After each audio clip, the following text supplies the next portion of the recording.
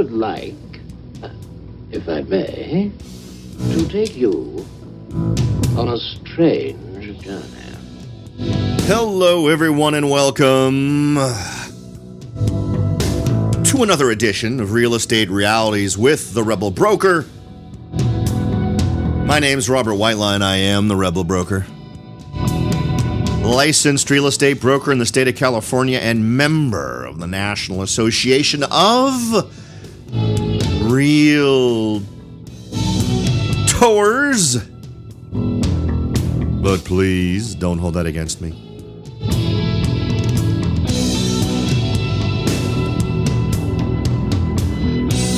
Yesterday, we did a replay of my interview with Francis Greenberger. I hope that that satisfied a lot of you. I did get a few. I mentioned his interview last week, I guess, sometime. And for a minute, I thought out of the blue, people were suddenly asking me about this interview with Francis Greenberger, and they mentioned I brought it up in his show. And a lot of people couldn't find it on the stream, couldn't find it on the RSS feed. I think it had gotten removed from the feed, but was still out there. So I went ahead and put it out again yesterday on Monday, and I hope everyone got a lot out of that. I know I had a couple of people who thought it was the first time that was ever played, who sent me emails about getting the books, and of course we already handed those out to the 4 lucky winners. So apologies for that. But I hope it was helpful for folks out there who didn't get a chance to hear it. I still think it was a really good interview, and I'm a huge fan of Mr. Greenberger. We've got a few interesting little tidbits today. Before we jump into that, though, let's get the usual pre-show housekeeping out of the way. If you'd like to get in contact with me, please feel free to head on over to therebelbroker.com.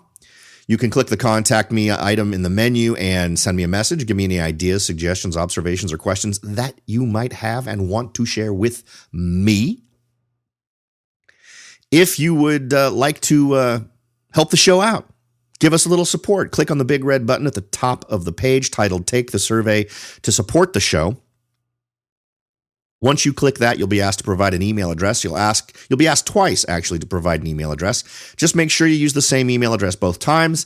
Answer a handful of questions, and that's it. You've helped the show, but you have also put yourself in a drawing for a $50 Amazon gift card. We've handed out $250 worth so far. We're going to be doing it again at the beginning of March. So get your name in, and potentially you're going to win yourself $50 that you can spend over at Amazon. So head on over to the website, therebelbroker.com, click the big red button at the top of the page titled Take the Survey to support the show, and go for it. A few interesting articles for today's show, folks.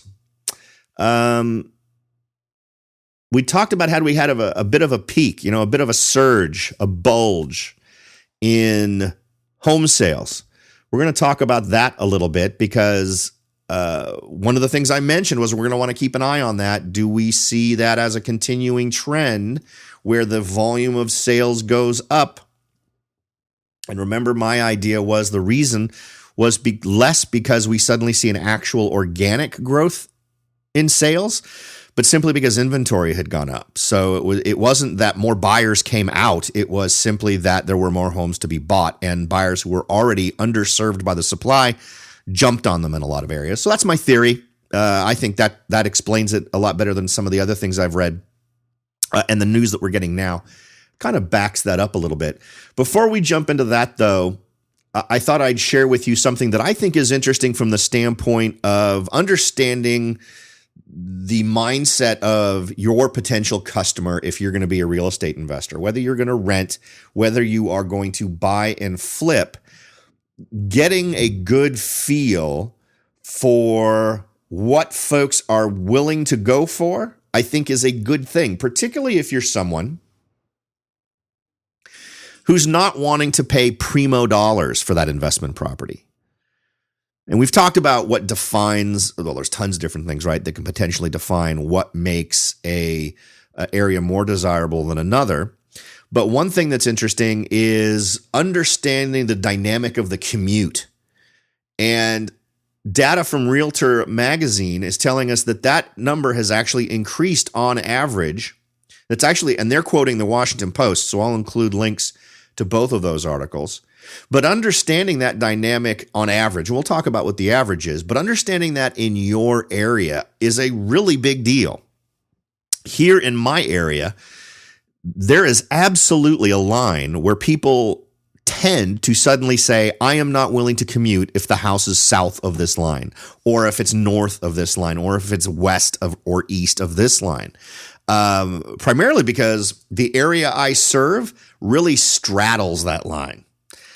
Morgan Hill is really the furthest south folks are typically willing to go. When I'm serving someone to try to help them reach their real estate goals, and they work up in San Jose, or they work up in Sunnyvale, or they work in Mountain View, or anywhere up in that whole Silicon Valley area,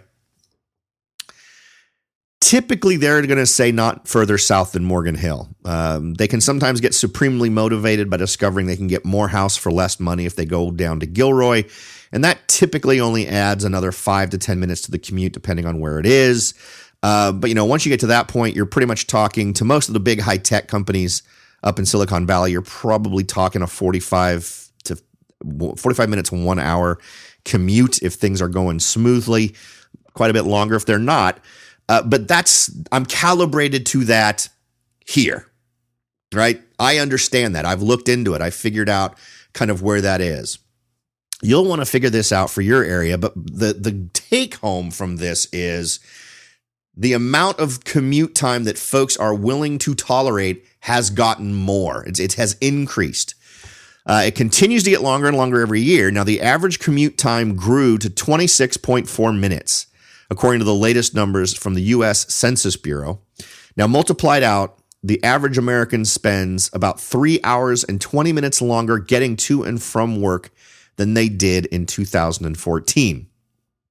So by understanding this dynamic of where people are willing to go in terms of where they're willing to rent or where they're willing to buy and then commute to work, the key for you is to understand where are the primary employment centers, where are the largest number of people working, where's the highest concentration of employers, and you want to understand the relationship of that location to your property.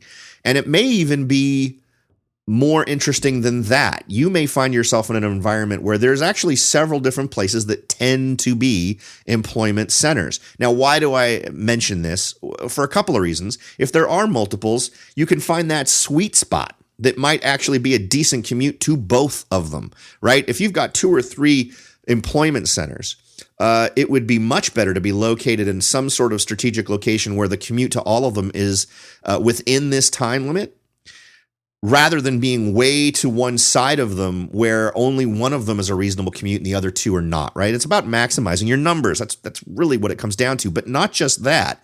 It can also help dictate to you where you want to advertise for your property. Now, of course, you want to get up on the internet and take care of it there. But if you wanted to do specialized advertising, directed advertising, it gives you an idea of where you might want to do that in your local area. Now, in all honesty, the way the rental market works where I am, I wouldn't need to do that.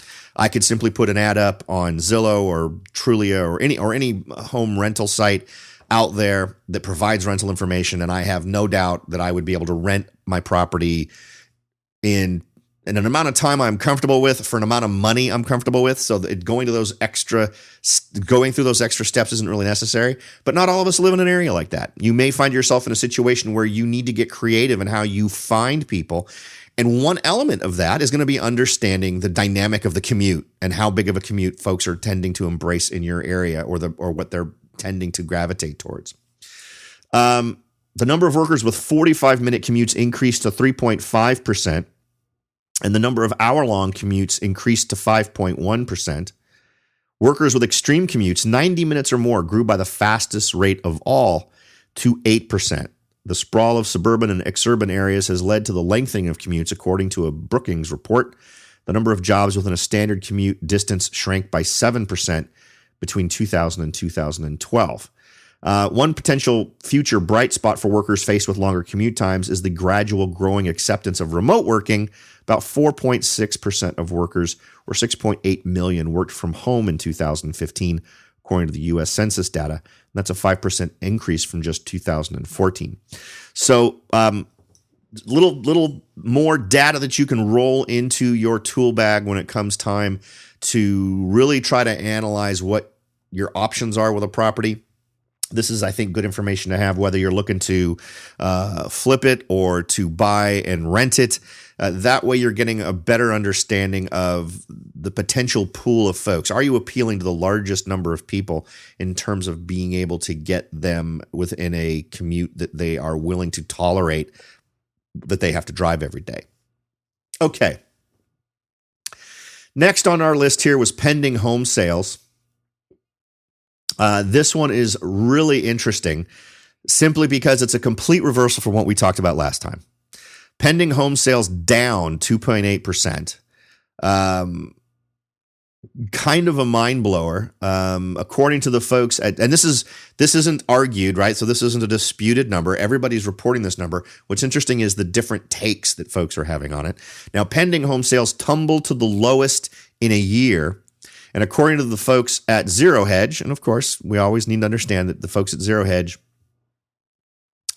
tend to take the most pessimistic view. So we'll try to understand that perspective as we go through this. They expect it to get worse. Against expectations of a 0.6% increase, pending home sales in January plunged 2.8% month over month, the biggest drop since May. Now, that comes right after us having this amazing month that we talked about that was just under 1% growth in terms of sales. The West, the most expensive region, saw the biggest decline. So that's my area, down 10.3% month over month, with the Midwest also tumbling 5.2%. As mortgage rates have soared, we can talk about mortgage rates too in a minute, but describing them as soaring, I think is a bit much. And we have to understand that for whatever reason, the go-to logic for most of the pundits out there is that interest rates are responsible. Well, of course, then they're not responsible when suddenly we see a big jump, which was so less than 30 days ago when interest rates were about where they are now. Somehow there was a huge jump, and no one could explain it. It still comes down to the supply and demand equation for my money in terms of just looking what the market's doing. But what we do end up seeing is a pretty surprising drop in the month to month. And what you need to look at is what does that mean in terms of real numbers on the ground. So what I did when I saw this come out, I decided, well, let me do a quick check and look and see what the inventory has been doing over the last few months. Now, what we find when we look at it is that we had a pretty good bulge in the number of active listings. We had a pretty good, consistent number of listings that came on the market that actually got undersold in July, August, and September. And a lot of that was suppressed by price, not so much by lending constraints. And then we saw the typical drop in the number of active listings. And sales numbers remained relatively strong. They were actually stronger than typically for the time of year. And then in December, we saw more homes sale than were listed in that month. So that was the big month, right? Where everyone was talking about that big surge in sales and number of sales, number of transactions. And then what we've seen since then is relatively flat numbers of active listings. With sales still remaining relatively strong. Now, what's particularly interesting about this is it's actually been a pretty robust winter. It's to describe it as down is a little bit nuts. The numbers in October, November, and December, or at least October and November, were right on par with what we saw in the beginning of the year, or beginning of the season, like June, July, August, and September. So.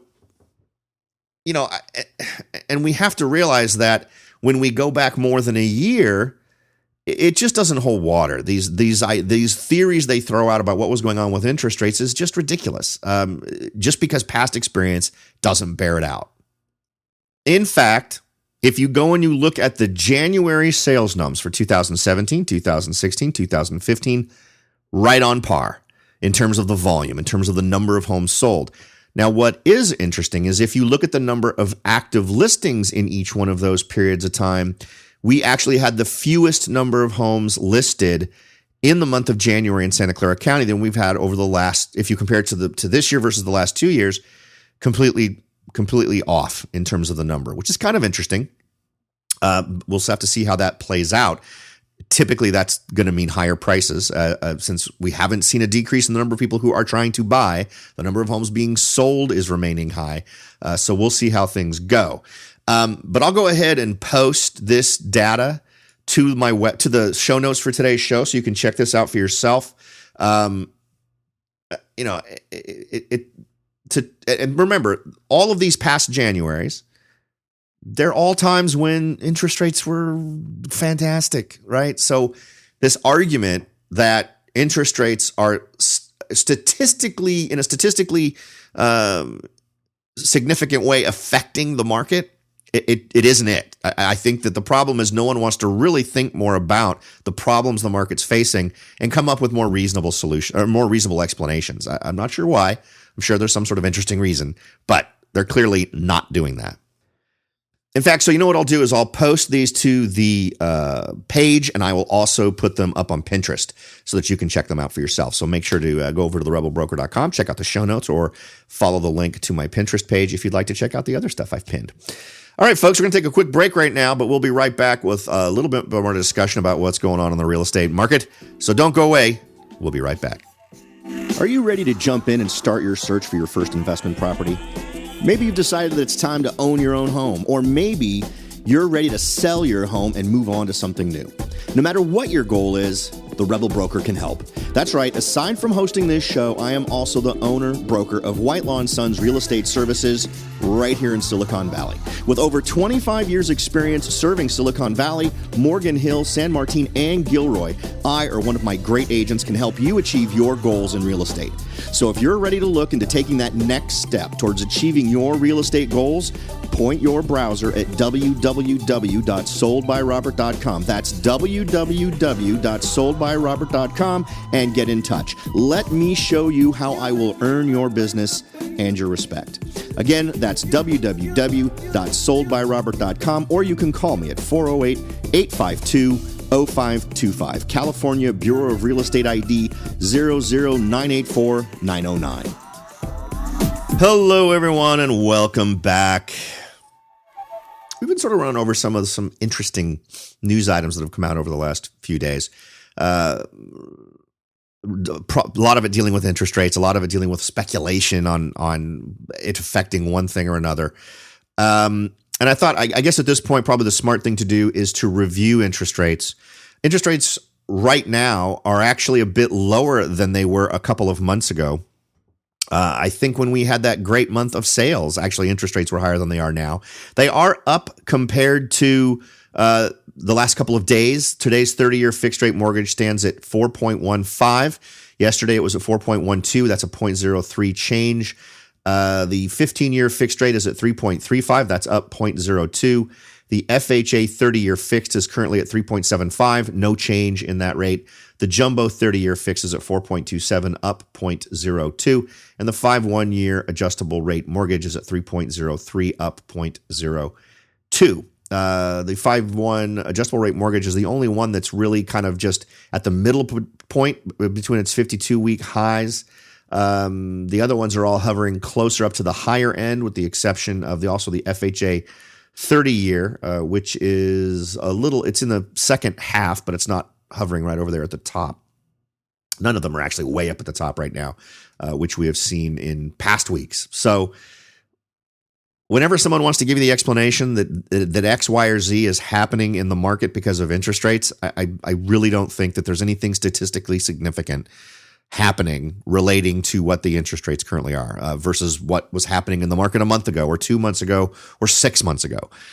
So that's my take. I don't see any influence in this area at all as it relates to demand or folks wanting to buy stuff. It may affect how much they can afford per month by a few dollars, but it is not having a gigantic effect on depressing what buyers can and can't achieve. So that's That's just not doing it. And I think it's just not paying attention to the fundamentals of what's really playing a part in the market. Okay, now we were talking about the pending home sales tumble to the lowest. Now remember, this is not closed deals. These are pending. This means that they're in contract. They're set to be closed, which gives us a lead up to understand what next month's numbers will be, or what the end of February numbers might be as it relates to closed escrows. Now, one interesting thing, and I'm finding this is happening more frequently than I like to admit. This is a quote from Lawrence Yun, the NAR chief economist. Quote, "The significant shortage of listings last month, along with deteriorating affordability as the result of higher home prices and mortgage rates, kept many would-be buyers at bay." So I would say that he's not necessarily wrong with the exception of the mortgage rates part. I don't think that really played much of a part. It's really about, it bothers me, I suppose. He brings it up in terms of saying shortage of listings. So that's I think the key. Simply because if we solve that problem, all the other problems go away, to be honest. That is the one problem to solve, is the inventory problem. Now, the article goes on to say, I'm referring now to the article from Zero Hedge, that according to Yun, interest in buying a home is the highest it has been since the Great Recession. Especially in the most expensive markets, prospective buyers will feel this squeeze to their budget and will likely have to come up with additional savings or compromise on home size or location. And that's what will happen. It won't be, well, gosh, interest rates went up 0.02%, so I'm just not going to buy. It's, I will buy something else, if it comes to that at all. The difference is so minute that I don't really see that happening. But that's what will happen. It doesn't mean volume of sales goes down. It means that the buying trends shift within certain price brackets. So there you go. Now, with that taken care of, I thought it might be nice, since for a lot of you, it's hitting that time of year when you're going to start shopping, or maybe you're going to be putting your home on the market. So what are some of the biggest items that are threatening closing of escrow? This is an interesting number because it gives us sort of an insight into what things to keep an eye out for. These are things you'll want to be aware of. Whether you're a buyer or a seller, you want to be aware of these things. And we have an interesting report out from the National Association of Realtors that's reporting some of this data. Let's see here. Let's go ahead and jump in and take a look at this. Now, like so many other reports that come from the National Association of Realtors, where the real estate agents themselves are the source, I've read through the entire report, and it's, let's just say I'd rather use other sources for a lot of this stuff.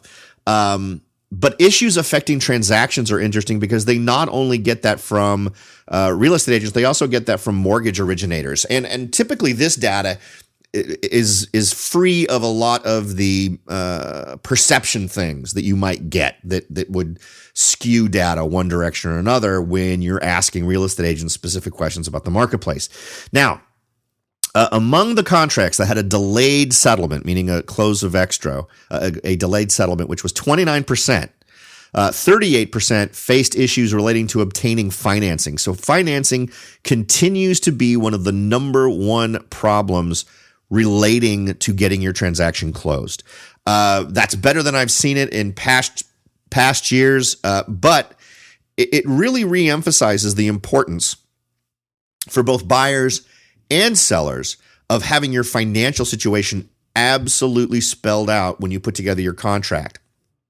From the seller's standpoint, you want to be knowledgeable on what to expect to see from a buyer to prove that they are going to be in a position to follow through with the transaction.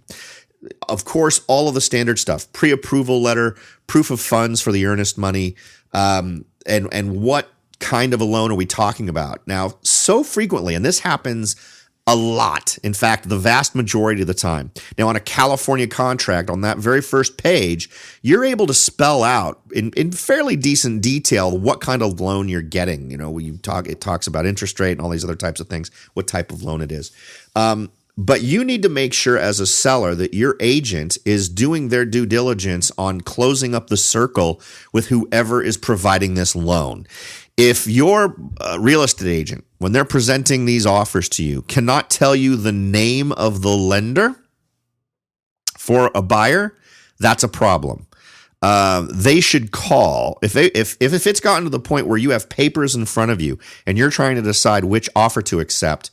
You absolutely should have the expectation that at least an email was sent or some attempt was made to contact the lender in each one of these cases. A pre-approval letter is fine, but a pre-approval letter simply means that as easily as over the phone, the buyer has provided information, a credit history was run, and based on that, a pre-approval has been generated. And unfortunately, that was probably exactly what happened for every single transaction, where 38% of the transactions that did failed because of financing-related problems. Now, a corollary to financing is the appraisal issue. And when you add those two together, it's the vast majority. 22% faced appraisal issues, meaning, and the only time you face an appraisal issue is when the appraisal comes in for less than what the purchase price is, or like what the agreed upon purchase price is. So that's something that you need to be aware of as well. And this is particularly important for those of you who have got your home listed with an agent and you know your home is worth what it's, let's say you know that your home is likely going to sell because it's an in-demand market. But one problem you may face because of the low inventory is there are not enough comparable properties. Now, one thing I've been noticing is appraisers are getting a little bit more cagey. Last year, that caginess had gone away a little bit. They were absolutely kind of stepping up in terms of saying, yeah, it appraises for what you're going to pay for it. I'm hearing rumblings that there are appraisers that are concerned that if they go with some of the prices they're seeing now, it may come back to bite them. So they're getting a little bit more, I guess, hesitant, maybe a little bit more conservative in how they're handling their appraisals, which may feed into some of these numbers that we're seeing in terms of how many properties are failing because of appraisals.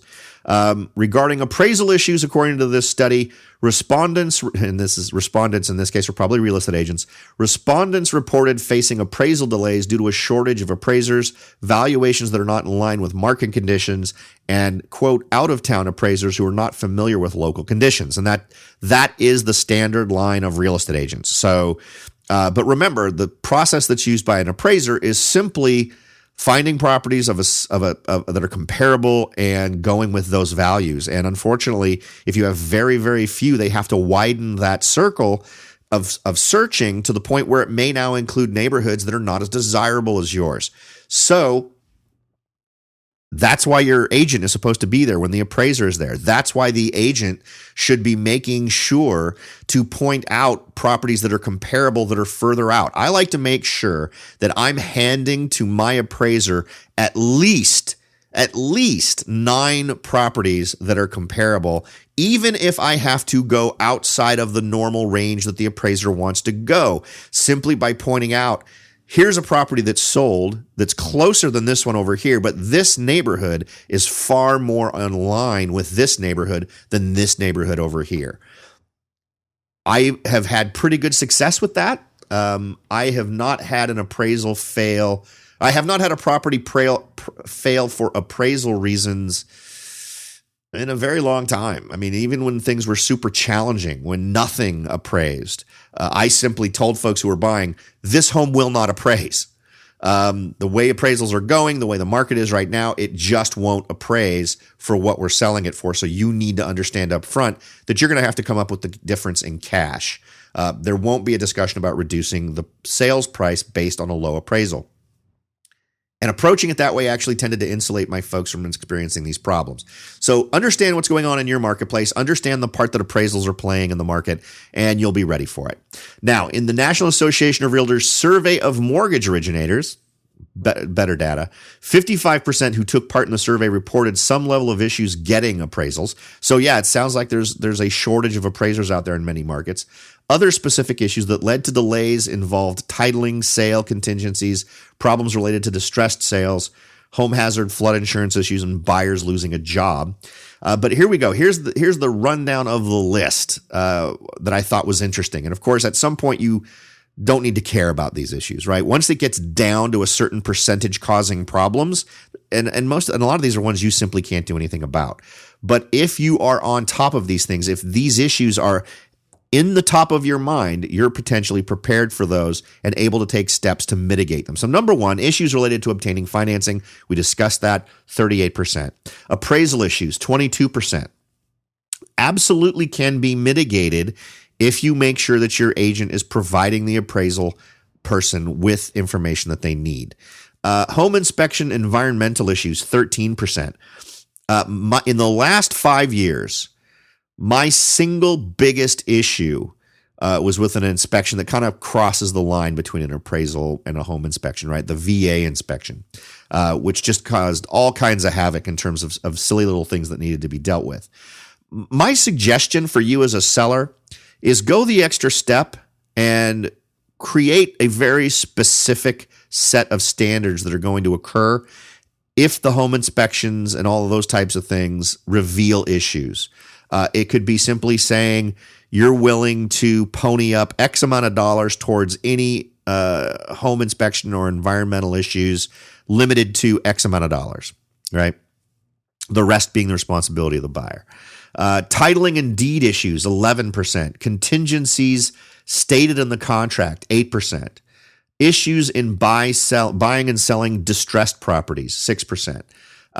What might those be? Just too distressed. And a lot of those will also feed into financing. If a certain amount of issues are found, lenders just won't lend unless those issues are dealt with. And when they're too big and the money is too involved to be able to resolve the issue, that can also end up feeding into a problem. So that stood at 6%. No problems encountered, 5%. So let's be clear what that means. That means there was a delay in closing escrow, but no problems were encountered. So elves made it late. Home hazard flood insurance issues, 2%. That's typically verifications of coverage, those types of things. At 1%, the buyer lost their job during the contract phase, sometime from the point where the contracts got signed to the point where escrow is going to close. So despite the fact I find an awful lot of sellers who worry about that, it happens 1% of the time. So that's something you don't need to worry about. What's annoying is they have a category that's other, that's 20%. So the number 3 item that causes a delay in close of escrow or causes the escrow to get terminated is the third biggest one, which is other, which I find poetic because it is the crazy crap that crops up that tends to really cause a problem with escrows. And that is one, and this, I totally get my soapbox going when I start talking about this stuff. Because that's the difference between good agents and bad agents. When good agents experience something from the other column, it does not kill the deal. They are good at their job. Their job is not to get the seller to sign on the dotted line when it comes time to get a listing. Although you're not going to get the listing unless you make that happen, right?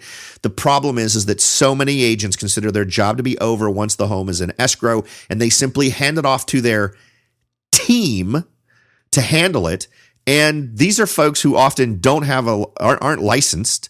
All they're doing is doing the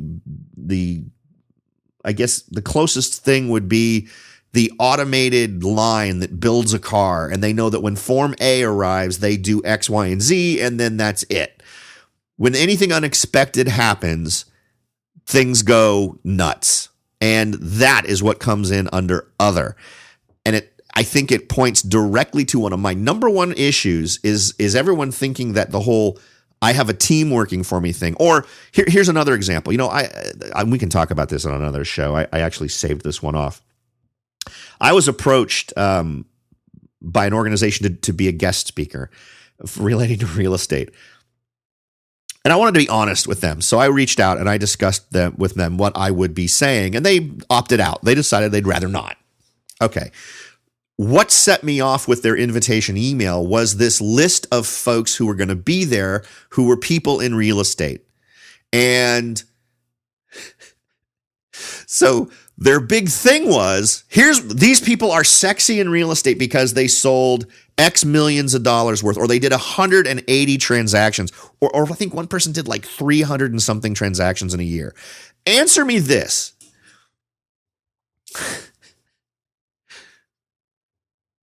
If you're selling your home, how much personalized attention or attention to your specific transaction do you think you're going to get when an agent sells more homes than there are days in the year?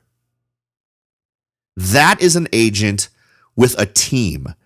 That is an agent who is going to have a significant number of homes that don't close escrow due to the 20%, due to the other category.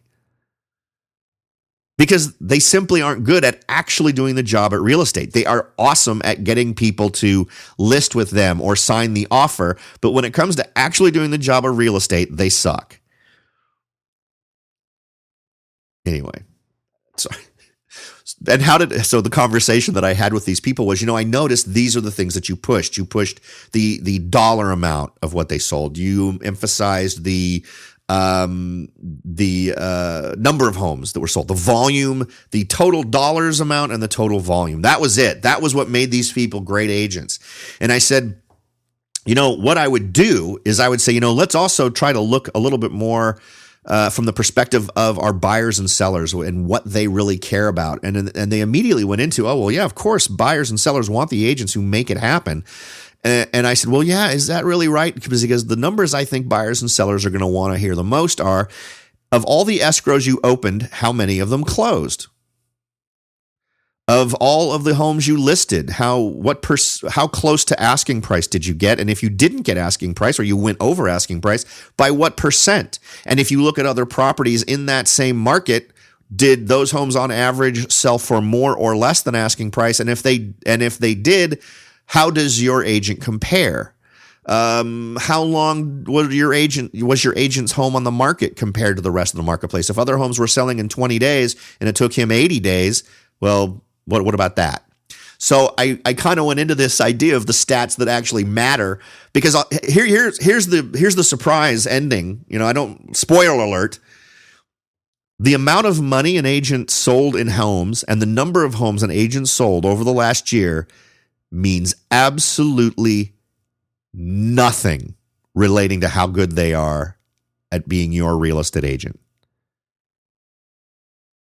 Internalize that for a second, because it doesn't.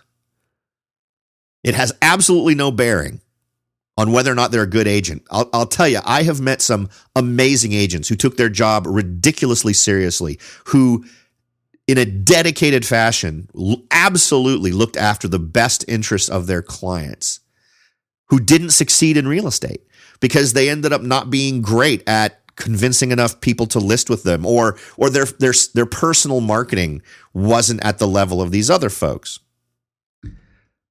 Flip side, I have met agents who are these agents who sell millions and millions of dollars worth of homes every year, who have closed hundreds of escrows a year. I have yet to meet one that I categorize as an excellent agent. I haven't met one yet. And maybe one of you is listening. I doubt it by now. But you need to focus on the things that buyers and sellers actually care about. And what's crazy is we've created an environment where buyers and sellers have been convinced that what they need is the agent who closes 200 escrows a year, without really realizing there is no way on God's green earth that agent is giving you the attention you deserve, or looking enough into what is going on with your transaction, or even understanding that 80 to 90% of their experience is being handled by the team that isn't even for at least huge chunks of the folks involved, licensed agents. So then, but the idea that the license actually makes a huge difference is a little bit of a misnomer anyway. It does for some legal reasons, depending on what they may or may not do. But there's the point. I would just love to see an industry focus on numbers that actually matter to buyers and sellers, instead of this baloney that really only matters to real estate agents and their brokers, because it really is they only need those numbers to calculate how much they're going to make that year. not how good they did for their clients. So anyway. All right, that's my soapbox moment. I apologize. All right, folks. I hope it has been a show of overflowing value and that you feel that the time you've invested has been richly rewarded. Thank you again for listening. Talk to y'all next time.